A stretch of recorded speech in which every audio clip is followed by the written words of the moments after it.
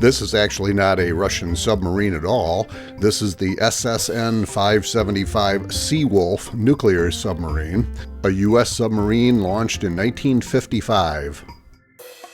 They did a really nice job on this scene. After Gilligan fires the laser beam, the camera goes down to the pile of clothes and then back up to Gilligan, and I cannot see a cut in the film at all, unless it was done really well. But if not, he had exactly 5 seconds to run from where he was to the new shot and act like he'd been walking up this path the whole time. The skipper has a fast hand on his fishing rod from here to here.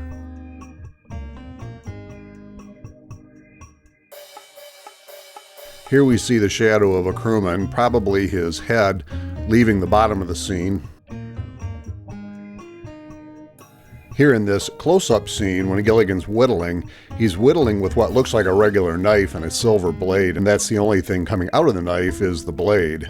Then in all of the shots after this one, the little bit longer shots, you can see that the little gold spoon, which I think is supposed to be the recording microphone, is sticking out as he is whittling.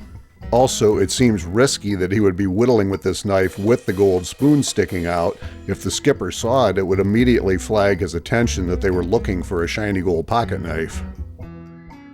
Here is a white stage X on the floor here. This is the one for the skipper to land on during this scene when he says, "You didn't," so that the camera could be lined up to get both of them in the shot. Gilligan, or the fake Gilligan, does a quick job of putting this knife in his back pocket. Here he's holding it when the skipper is sore and tumbles him out. And then after Gilligan tumbles and gets up, he reaches in and pulls the knife out of his back pocket. Here they did an excellent job timing this back spotlight on the side of the hut with Ginger snuffing out this torch. It even looks like it flickers a little bit in conjunction with the flame.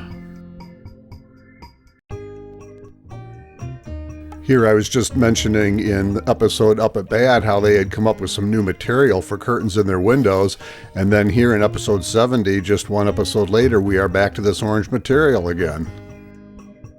Noticing the start of this new chess game, the unusual configuration in the first place, but to Gilligan's right on the corner of the board there are no white pieces in front of his black pieces, compared to this next scene where we see two of them sitting right there close. Looking at this chess game, you can see how the board was set up when they started playing, and as far as I can tell, Gilligan never stopped talking to move a piece, and then look at the board here.